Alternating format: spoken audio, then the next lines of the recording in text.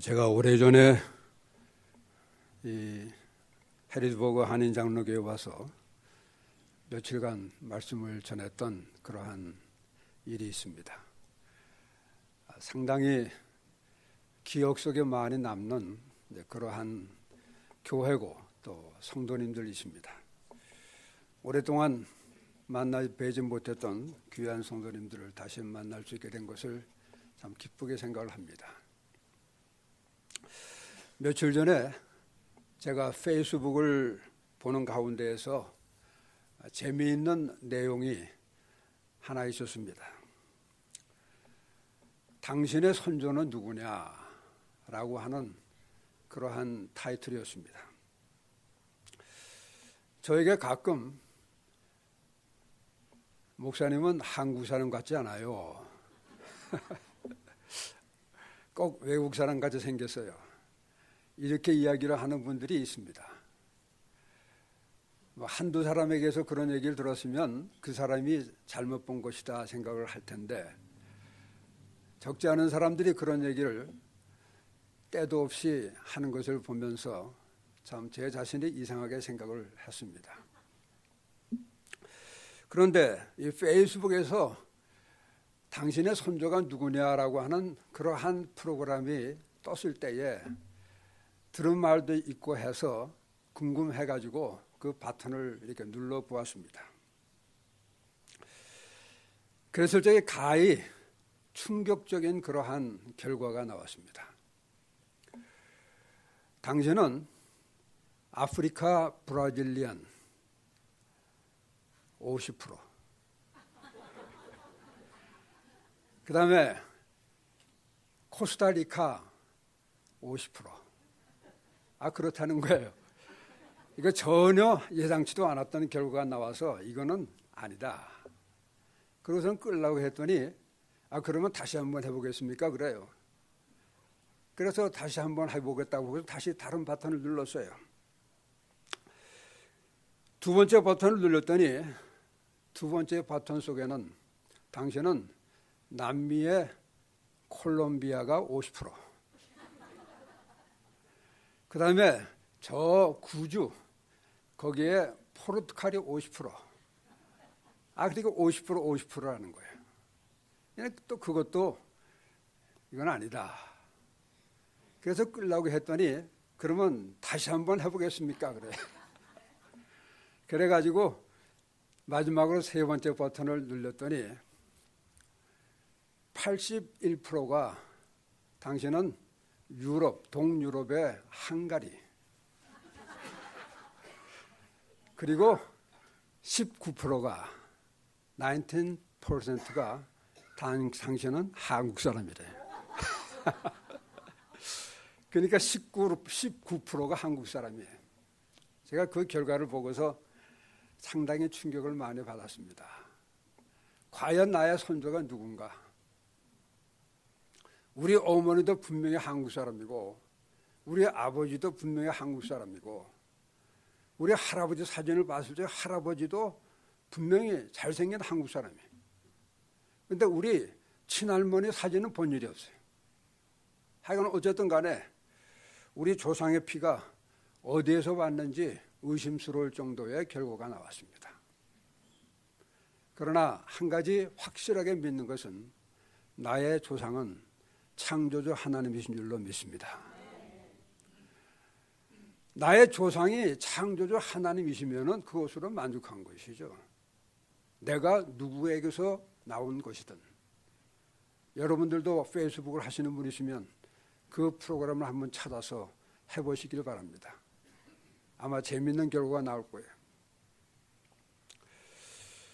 오늘 함께 읽은 이 성경 본문 말씀은 주님께서 예루살렘에 입성을 하신 후에 십자가에 달려 참혹한 죽음을 당하시기 바로 직전에 주셨던 말씀입니다.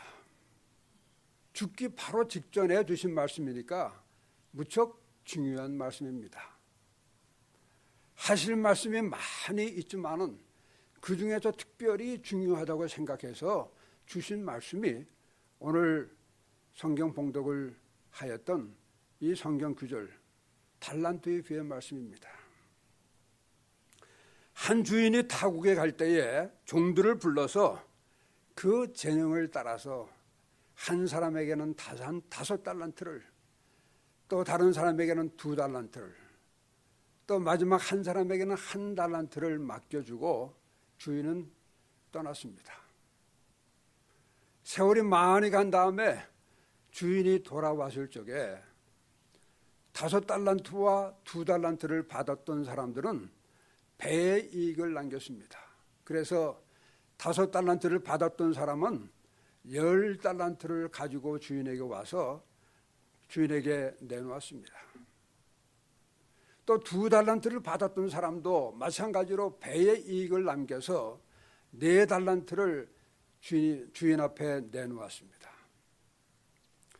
그랬을 적에 주인이 그것을 보면서 착하고 충성된 종아, 네가 작은 일에 충성하였으니 내가 너에게 더 많은 것으로 맡기겠다. 그리고 네 주인의 즐거움에 참여할지니라. 이렇게 칭찬을 하였습니다. 그런데 마지막 1달란트를 받았던 사람은 주인에게 나와서 당신은 굳은 사람이라 심지 않은 데서 거두고 해치지 않은 데서 모으는 줄을 내가 알았으므로 내가 두려워하여 당신이 두신 1달란트를 땅에 묻어두었나이다. 그리고 그것을 지금 가지고 왔나이다. 여기 있습니다. 하고 1달란트를 그대로 내놓았습니다. 그랬을 적에 주인이 그를 향해서 하시는 말씀이 악하고 게으른 종아, 내가 심지 않은 데서 거두고 해치지 않은 데서 모으는 줄로 아느냐. 만일에 그렇다고 할진대 오히려 그것을 맡겨서 내가 왔을 적에 이자와 본전을 받게 할 것이 아니냐라고 하면서 악하고 게으른 종을 밖에 내어 쫓으라. 그리고 그에게 가지고 있는 1달란트를 빼앗아서 10달란트를 가지고 있는 사람에게 주어라. 있는 자는 더욱더 풍족하게 될 것이요 없는 자는 그 있는 것까지 빼앗기리라. 그렇게 말씀을 하십니다. 저는 어린 시절 적부터 교회를 다녔는데 성경 말씀을 듣고 읽으면서 이해가 잘 되지 않았던 부분이 바로 여기였습니다. 있는 자는 더욱더 풍족하게 될 것이고 없는 자는 있는 것까지도 빼앗기리라. 어떻게 보면 참으로 야박한 주님 같아요. 차라리 없는 자에게 더 주고 있는 자를 뺏어서 없는 자에게 주어야 그것이 원칙일 텐데 여기는 정반대로 말씀을 하고 있어요. 이 말씀이 어린 시절에 잘 이해가 되지 않았었습니다. 1달란트 받은 사람은 땅속에 묻어두었다가 그 1달란트를 그대로 내어놓으면서 당신은 굳은 사람이라 심지 않은 데서 거두고 해치지 않은 데서 모으는 줄을 내가 알았으므로. 해치지 않은 데서 모은다. 씨를 뿌리는 것입니다. 흩트린단 말이에요. 씨를 흩트려 뿌리는 것이. 그런 작업 없이 어떻게 추수 때에 열매를 모을 수가 있겠습니까? 주인은 그를 향하여서 악하고 게으른 종이라고 그렇게 책망을 하였습니다. 그에게서 1달란트를 뺏어서 10달란트를 가진 사람에게 주라. 있는 자는 더욱더 풍족하게 될 것이고 없는 자는 있는 것까지 빼앗기리라. 이렇게 말씀을 했어요. 주님께서 주신 이 달란트 비유의 말씀은 십자가 형틀에 죽기 바로 직전에 주신 중요한 교훈의 말씀이기 때문에 이 말씀은 젊은 사람이든지 아니면 나이 많은 사람이든지 가난한 사람이든지 아니면 부한 사람이든지 약한 사람이든지 아니면 강한 사람이든지 누구에게나 인생살이에 꼭 필요한 말씀입니다. 한마디로 얘기하면 저와 여러분 모두가 다 이 말씀이 꼭 필요한 것이에요. 오늘 저는 이 말씀을 가지고 작은 일에 충성하라, 작은 일에 충성하라. 제가 어제 와서 하룻밤을 잘 쉬었습니다. 어저께 오장로님 네 분이 나오셔서 저녁 식사를 잘 대접해 주셔서 식사 대접을 잘 받았습니다. 잠시 대화를 나누는 가운데에서 참 여러분들이 얼마나 충성스러운 성도들인가 하는 것을 다시 한번 생각을 했습니다. 오래전에 제가 이곳에 와서 하나님 말씀을 증거했을 때에 뵙던 분들이 지금까지 충성스럽게 교회를 지키고 하나님을 섬기고 있는 모습을 보게 될 적에 여러분들이야말로 정말 충성스러운 종들입니다. 아름답게 교회를 부흥 발전시켜 나가는 여러분들이야말로 정말 착하고 충성스러운 종들입니다. 그럼에도 불구하고 제가 이 말씀을 드리는 것은 달리는 말에 채찍질을 도하라고, 달리는 말에 채찍질을 도하라고, 지혜로운 사람에게 교훈을 도하라고 하는 말씀이 있습니다. 잠언서에 보게 되면 지혜로운 사람에게 교훈을 도하라, 어리석은 사람에게는 교훈을 삼가라 그랬어요. 정말 충성스럽게 주님의 교회를 섬기는 여러분들이기 때문에 하나님께서 더욱더 충성스러운 종들이 되어서 귀한 축복받게 하기 위해서 오늘 멀리서 온 저에게 이렇게 충성이라고 하는 단어로 말씀을 전하게 하시는 줄로 믿습니다. 오늘 저는 이 말씀을 가지고 작은 일에 충성하라라고 하는 제목으로 말씀을 드리면서 함께 은혜를 나누고자 합니다. 첫째로는 5달란트와 2달란트 받은 사람과 1달란트 받은 사람의 차이가 어디에 있을 것인가 하는 것입니다. 5달란트, 2달란트 받은 사람은 주인이 맡긴 것을 가지고 열심히 일을 했습니다. 그러나 1달란트 받은 사람은 일하지 않고 땅속에 그대로 묻어두었다가 그대로 내어놓았습니다. 주인은 심지 않고 거두고 씨를 뿌리지도 않고 모으는 분인 줄로 착각을 했습니다. 씨를 뿌리지 않고 열매를 거둔다고 하는 말씀이에요. 그럴 수 없는 것 아닙니까? 씨를 뿌리지 않고 열매를 거둔다. 그럴 수 없는 거 아니에요? 심지 않은 데서 거두고 잊을 수 없는 거예요. 뿌리지 않고 모으는 거 잊을 수도 없는 것이에요. 그런데 이 1달란트를 받은 사람은 그렇게 생각을 했어요. 잘못 생각해서 착각했어요. 사고방식이 잘못된 것이에요. 오늘날 세상에는 이런 사람들이 많이 있습니다. 심지 않은 데서 거두려고 하는 사람들이 많아요. 뿌리지도 않고 모으려고 하는 사람들이 많이 살고 있어요. 그래서 다른 사람들을 대상으로 해서 사기 행각을 하고 돈을 착취합니다. 거짓말을 합니다. 횡령을 합니다. 심지어는 다른 사람들을 해치고 죽이기까지 하는 것을 우리가 신문지상을 통해서 인터넷을 통해서 많이 볼 수가 있어요. 매일 제가 인터넷을 열어보게 되면 우리 한국신문도 이렇게 열어보게 되면 뭐 매일같이 끊이지 않고 일어나는 사건들이 바로 이런 사건입니다. 심지 않고 거두려고 하는 사람들이 너무나 많아요. 씨를 뿌리지도 않고 모으려고 하는 사람들이 너무나 많아요.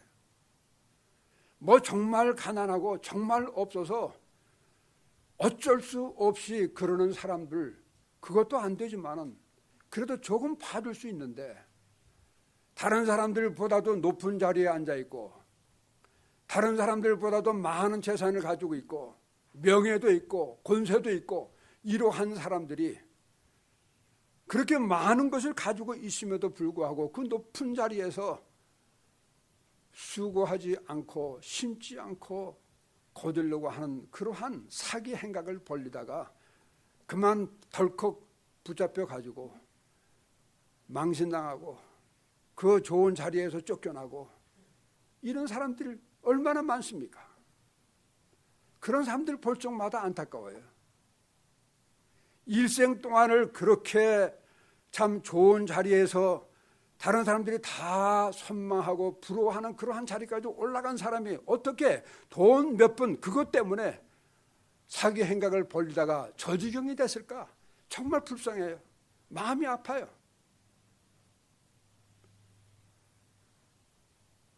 주님께서 악하고 게으른 종아하고 책망을 했던 바로 그런 것입니다.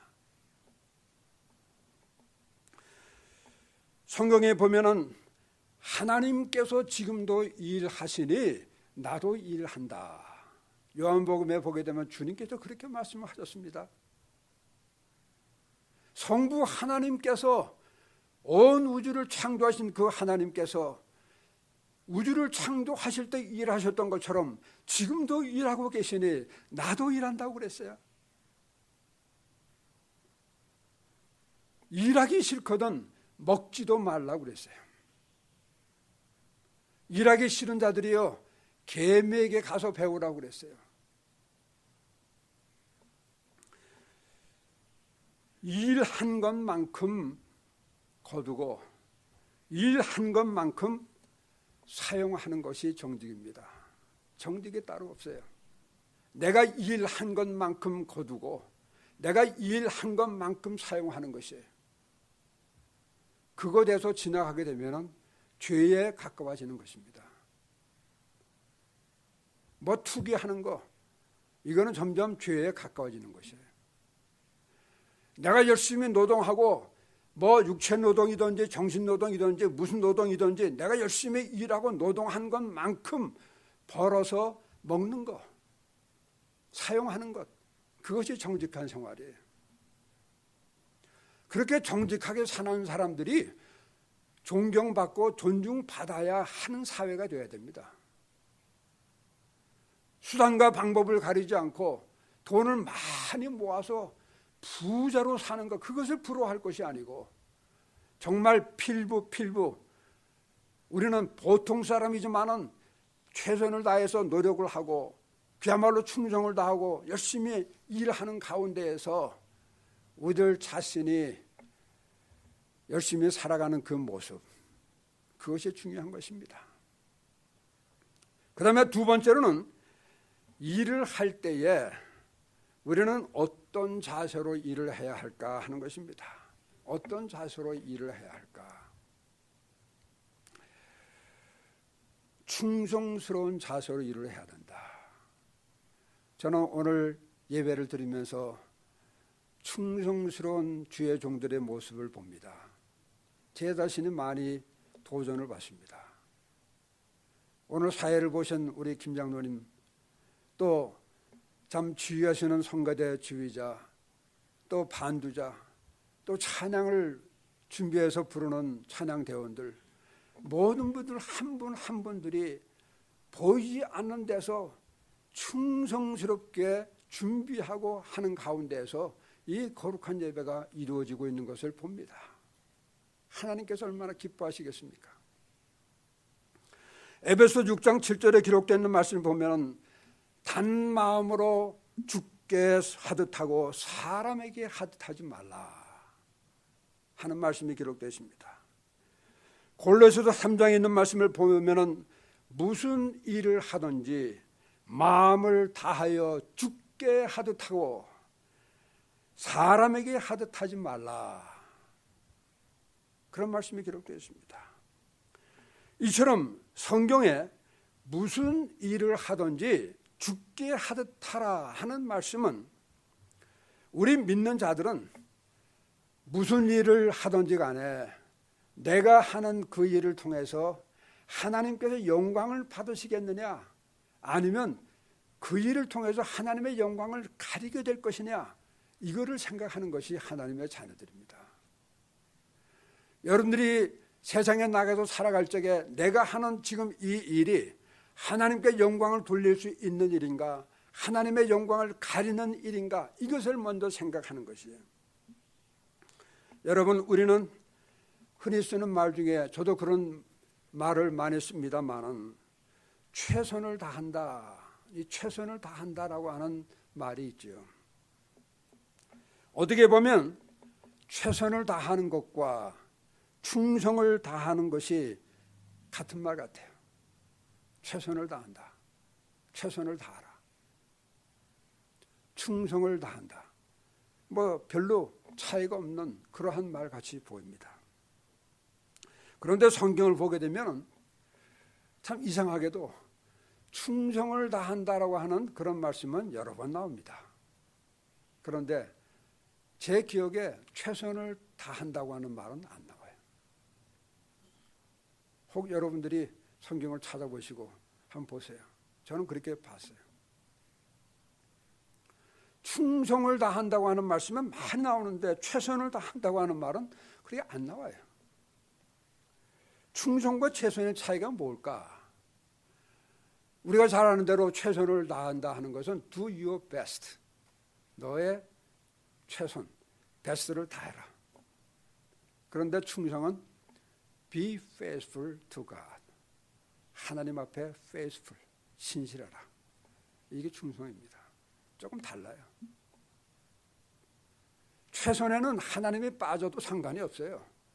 하나님 없어도 최선을 다할 수 있어요. 그러나 충성은 대상이 있어야지만 충성이에요. 그것은 바로 하나님이 우리 믿는 성도들에게는 하나님의 대상입니다.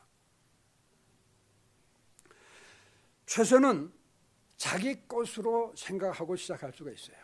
그러나 충성은 자기 것이 없어요. 하나님께서 주신 것이에요. 최선은 종자씨가 내 것으로 생각을 하고 일을 시작합니다. 그러나 충성은 그 종자씨는 하나님에게서 왔다고 믿는 것입니다. 그렇기 때문에 충성하는 사람은 처음부터 하나님의 은혜를 받아서 시작을 했으니 그 결과도 역시 하나님께 드리는 것입니다. 그러나 최선은 내가 최선을 다했으니, 내가 노력했으니, 하나님 없이도 내가 최선을 다해서 이만큼 이루었으니 이 이룬 것은 내 것이다. 하나님께 영광 돌리지 않고 내가 영광을 받아도 상관이 없는 것이 최선입니다. 오늘 5달란트를 받은 사람, 2달란트를 받은 사람이 그 배의 이익을 남겨서 10달란트 그리고 4달란트를 주인에게 가지고 왔습니다. 그래서 성경 고린도전서 4장 1절과 2절에 기록되어 있는 말씀을 보게 되면 사람이 마땅히 우리를 그리스도의 일꾼이요 하나님의 비밀을 맡은 자로 여길지어다. 그리고 맡은 자들에게 구할 것은 충성이니라 그랬어요. 맡은 자들에게 구할 것은 충성이다. 여기에서 맡았다, 맡은 자, 이것은 청직이 아닙니까? 영어로 얘기하면 스튜어드입니다. 스튜어디스. 봉사하는 사람들 있잖아요. 비행기를 타고 가다 보면 봉사하는 예쁜 아가씨들 있지 않습니까? 다 편안하게 앉아서 가는 시간에 그저 그냥 플로어를 들락날락 하면서 그저 충성스럽게 봉사하는 그 스튜어디스를 보면 감동을 받을 때가 많이 있어요. 맡았다라고 하는 것은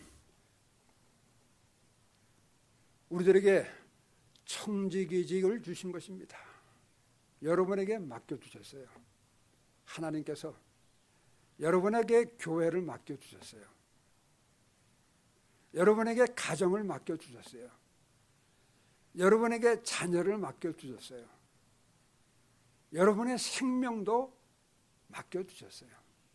그러니 우리는 나에게 있는 이 모든 것을 가지고 청직의 직을 우리가 잘 감당해야 돼요. 맡은 자는 충성을 다해서 일을 하고 충성을 다해서 번식을 하고 충성을 다해서 노력을 해서 그 결과를 맡기신 분에게 다시 드리는 것입니다. 최선은 자기 자신의 힘으로 하는 것입니다. 그러나 충성은 하나님께서 주시는 힘으로 하는 것입니다. 베드로전서 4장에 기록되어 있는 말씀을 보면은 만일 누가 말하려면 하나님의 말씀을 하는 것 같이 하고 누가 봉사하려면 하나님의 공급하시는 힘으로 하는 것 같이 하라. 최선은 자기의 영광을 구하지만 충성은 하나님의 영광을 구합니다. 최선은 내 뜻대로 하는 것이지만 충성은 하나님의 뜻대로 하는 것입니다. 그러니까 우리는 하나님의 뜻을 찾기 위해서 기도를 해야 되는 것이고 하나님의 말씀을 읽어야 되는 것이고 그 말씀을 들어야 하는 것입니다. 요한복음 6장에 기록되어 있는 말씀을 보면 주님께서 하신 말씀 가운데서 내가 하늘로서 내려온 것은 내 뜻을 행하려 함이 아니요 나를 보내신 이의 뜻을 행하려 함이라. 주님께서 그렇게 말씀하셨어요. 하물며 우리들이 내 뜻대로 살 수 있겠습니까? 주님께서 하신 이 말씀도 하나님께서 나를 보내신 하나님의 뜻, 아버지의 뜻을 이행하기 위해서 오셨다고 했는데 어떻게 우리가 내 뜻대로 내 마음대로 그렇게 할 수가 있겠습니까? 주님께서는 십자가를 바로 지시기 직전에 산에 올라 밤이 맞도록 땀방울이 핏방울이 되도록 기도하시는 가운데서도 그런 기도를 하셨잖아요. 할 만하시거든 나에게서 이 잔을 피하게 하여 주시옵소서. 그러나 내 뜻대로 마옵시고 아버지의 뜻대로 하옵소서. 내 뜻이 아니고 아버지의 뜻. 우리가 하루하루를 살아가면서 우리가 무슨 일을 하든지 내 뜻대로가 아니고 아버지의 뜻대로 하게 하옵소서. 이것이 우리들의 신앙 고백이 되어야 되는 줄로 믿습니다. 오늘 제가 이른 아침 시간에 데일리 브레드 매일 성경 말씀을 묵상을 하는 가운데서 이런 구절이 있었습니다. 참된 섬김의 비밀은 하나님이 당신을 어느 자리에 두셔도 온전히 신실하게 행하는 것이다. 그래서요. 하나님이 당신을 어느 자리에 두시든지 간에 상관없이 신실하게 행하는 것이다. The secret of the service is absolute faithfulness wherever God places you. 하나님이 어느 자리에다가 당신을 놓아두든지 간에 그 자리에서 충실한 것이다. 이런 아주 좋은 구절을 오늘의 양식에서 읽었습니다. 세 번째는 좋은 결과가 나왔을 적에 겸손하라 하는 것입니다. 엄청난 좋은 결과가 생겼을 적에 겸손하라. 충성하던 사람이 좋은 결과가 나올 때에 겸손해야 하는데 그만 나도 모르게 교만이 싹트게 되면 그 복은 거기에서 스탑이 되고 맙니다. 왜냐하면 하나님 말씀에 교만은 패망의 선봉이라. 교만한 마음을 가지기 시작한 그 순간부터가 문제가 되는 것입니다. 모든 일이 잘 된다 했을 적에 겸손해야 하는데 그렇지 못하고 교만하게 되면 지금까지 받은 복은 그것으로 수답되고 마는 것이에요. 5달란트를 받아서 10달란트 만든 사람이나 2달란트를 받아서 4달란트를 만든 사람 똑같이 주인이 네가 작은 일에 충성했으니 그랬어요.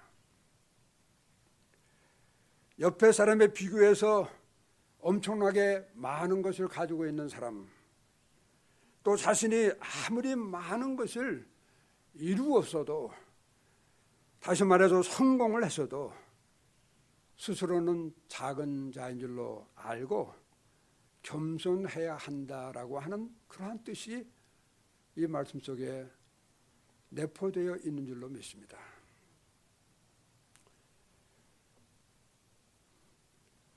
놀라운 글이 이 오늘의 양식 얼마 전에 기록되어 있는 것을 제가 읽고 은혜를 받고 여러분에게 소개를 하려고 합니다.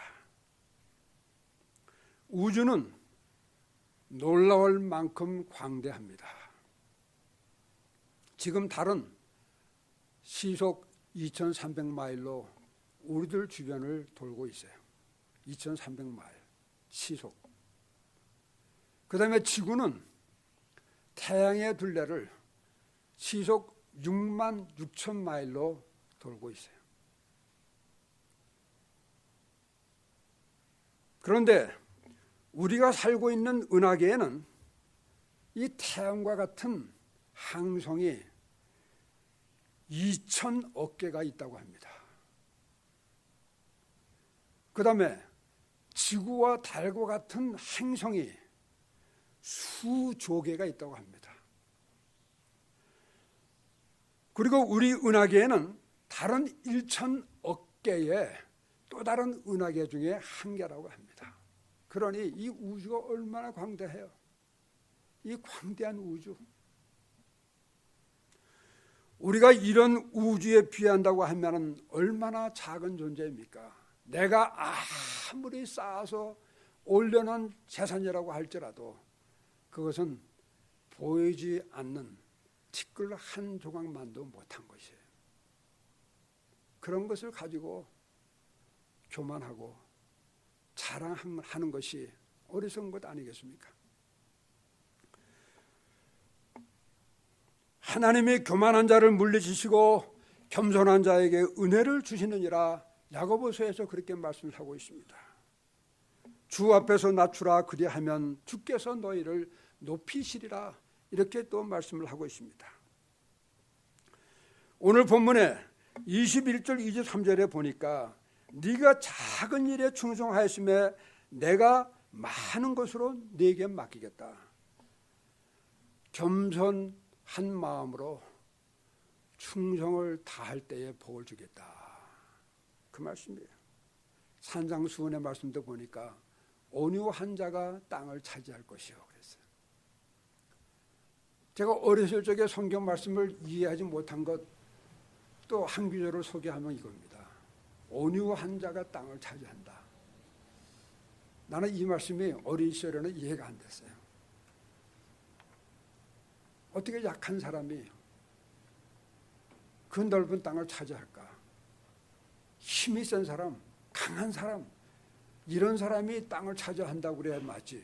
어떻게 그렇지 못하고 온유한 사람, 성품도 착하고 그런 사람이 땅을 차지한다고 할까? 저는 어렸을 적에 도통 이 말씀이 이해가 안 됐어요. 그런데 살다가 보니까 나이가 들어서 보니까 주님께서 주신 이 말씀이 진리입니다. 온유와 겸손 이것은 같이 가는 단어예요. 나는 마음이 온유하고 겸손하니 나의 멍에를 메고 내게 배우라. 주님께서 말씀하셨어요. 주님께서는 온유하고 겸손한 분이라고 그랬어요. 온유하고 겸손한 주님이시기 때문에 오늘 이 시대에도 주님께서 세상을 지배하고 있습니다. 5대주 6대양 온 세계 속에서 주님의 이름만큼 이 세상에 널리 퍼지고 세상을 지배하고 있는 것이 없어요. 온유하고 겸손하신 주님, 나는 마음이 온유하고 겸손하니 나의 멍에를 메고 내게 배우라. 충성과 겸손 이 두 가지를 말씀을 하고 있는 것입니다. 마지막 네 번째는 이 말씀 구절에 내 주인의 즐거움에 참여할지니라 그랬어요. 이것은 마치도 마라톤을 뛰는 사람이 마지막 피니시 라인을 밟고 통과하는 것을 의미합니다. 중간에 아무리 잘 뛰어도 마지막에 피니시 라인을 통과하지 못하게 되면 그것은 헛수고입니다.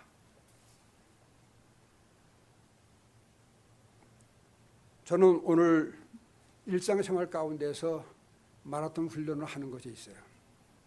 어저께도 마라톤 훈련 가운데에 13.5마일을 아침에 뛰고 그리고 5시간 운전을 하고 왔습니다. 지난 4월에는 보스턴 마라톤 대회에 나가서 보스턴 마라톤 대회 마치고 왔습니다.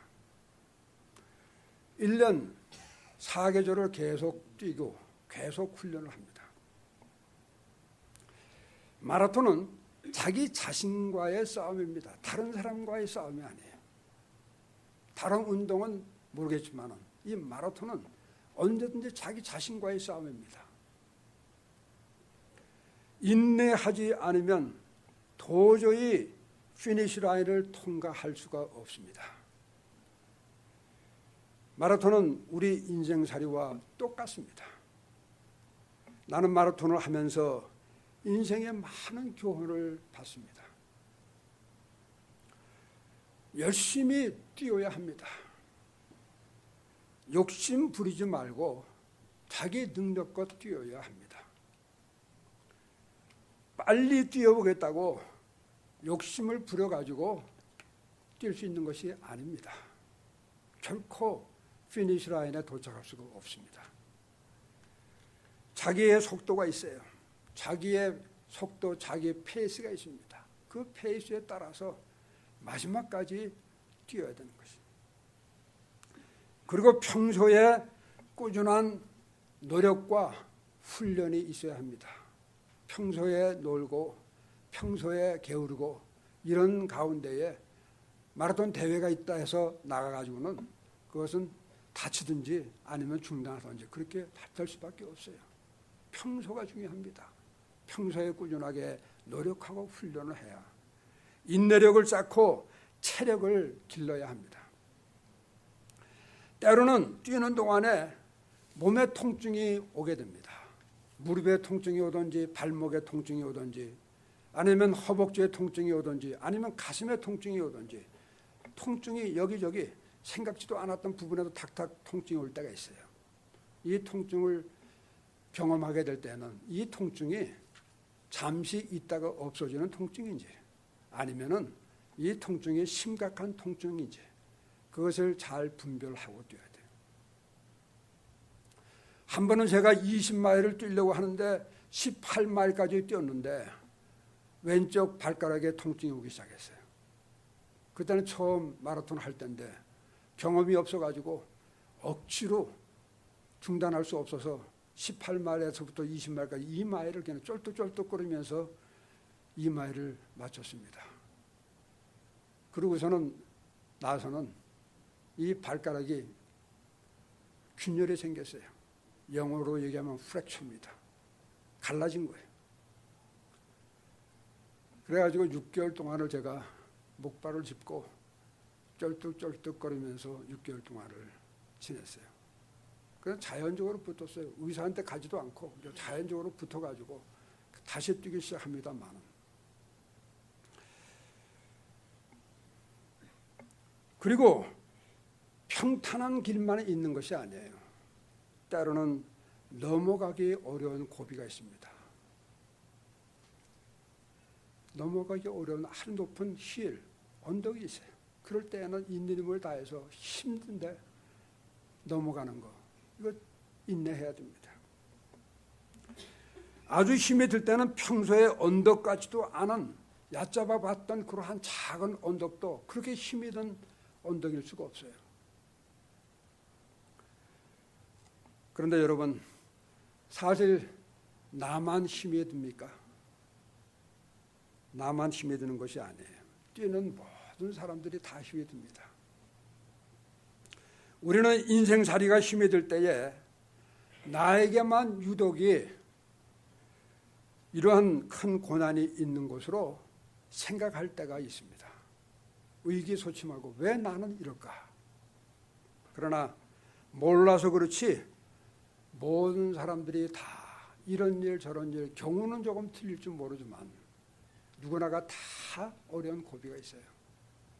제가 40년 목회를 했는데 40년 동안 목회를 하면서 보게 되면 어느 한 가정 문제 없는 가정이 없어요. 다 문제가 있습니다. 말을 하지 않아서 그렇지 어려운 문제들이 다 있어요. 내가 힘들게 지나가는 그곳을 모든 지자들이 다 그 길을 거쳐간 것입니다. 어느 한 사람도 그 길을 거치지 않고 그냥 넘어서서 피니시 라인에 도착하는 사람이 없어요. 그것은 실격입니다. 모든 사람들이 다 거쳐야 돼. 그 다음에 너무 나보다 훨씬 빠른 사람, 나보다 훨씬 잘났고 나보다 훨씬 힘이 좋고 그래도 훨씬 빨리 간 사람, 그 사람들 쳐다보고 뛰게 되면은 내가 낙심이 돼가지고 더 이상 뛰기 어려워요. 그래서 저는 뛸 적에 멀리 안 봅니다.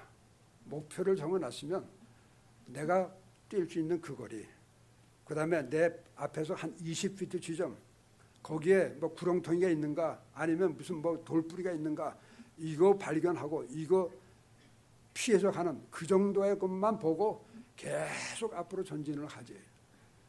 멀찌감치 나보다 그저 수백 미터 앞질러 가는 그 사람들 쳐다보고 가지 않습니다. 내 힘이 빠져버리고 말아요. 일생 동안 믿음의 경주를 하면서 인내하고 충성하며 살다가 마지막 인생의 피니시 라인을 통과하고 피니시 라인에서 주님께서 주시는 메달.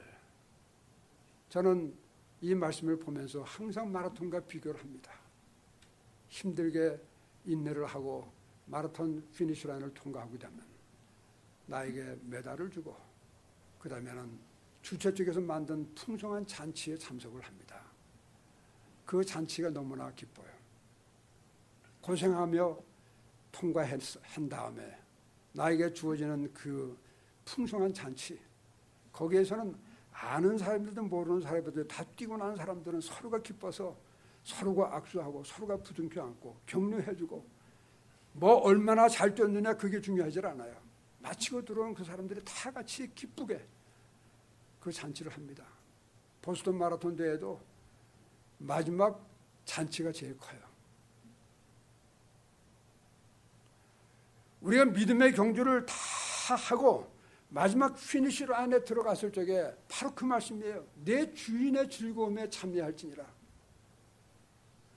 여러분의 주님의 몸된 재단을 위해서 충성스럽게 봉사했을 때 하나님께서 여러분에게 이러한 잔치를 준비하고 여러분을 초청하신 줄로 믿습니다. 결론적인 말씀으로 우리들이 머나먼 인생길, 힘든 인생길, 험한 인생길, 가시밭길, 고통이 있고 아픔이 있고 외로운 길, 이러한 머나먼 인생길을 살아가는 데에 우리가 어떻게 겸손한 마음으로 충성스럽게 마지막까지 이 길을 갈 수 있겠느냐? 그 해답은 성경에 있는 말씀 오직 성령입니다. 성령. 성경 말씀 가운데서 사도행전 1장 8절에 보니까 오직 성령이 너희에게 임하시면 너희가 권능을 받고 계세요. 나에게 힘이 없어요. 내가 전할 힘도 없고 내가 뛸 힘도 없고 내가 하나님 말씀대로 충성스럽게 겸손하게 살아갈 그러한 능력도 없지만은 그러나 오직 성령이 너희에게 임하시면 너희가 권능을 받고 예루살렘과 온 유대와 사마리아 땅끝까지 이르는 내 증인이 되리라. 갈라디아서 5장에 기록되어 있는 말씀을 보니까 성령의 열매는 이것이니 사랑과 희락과 화평과 오래 참음과 자비와 양선과 충성과 온유와 절제니 이 같은 것을 금지할 법이 없느니라. 충성도 온유도 인내도 이 모두가 다 오직 성령의 열매는 이것이니 성령의 열매예요. 우리 성도들이 충성스럽게 인내하면서 겸손하게 절제하면서 살아갈 수 있는 힘은 바로 성령의 힘입니다. 어려울 때 성령께서 여러분에게 힘을 주십니다. 지혜를 주십니다. 용기를 주십니다. 능력을 주십니다. 저는 평생 목회를 하면서 목회를 하는 동안에 성령께서 그때마다 나에게 주시는 세미한 음성에 귀를 기울이고 성령께서 나에게 주시는 힘, 이것이 내가 목회를 할 수 있었던 가장 중요한 힘이라고 그렇게 믿습니다. 그러므로 여러분, 성령께 모든 것을 다 맡기시길 바라요. 성령을 의지하세요. 세미한 음성으로 응답하시는 하나님의 말씀에 귀를 기울이세요. 그리고 성령께서 주시는 새 힘을 공급받으세요. 승리하는 여러분이 되실 줄로 믿습니다. 기도하겠습니다. 사랑하시는 하나님 아버지, 은혜와 사랑을 진심으로 감사를 드립니다.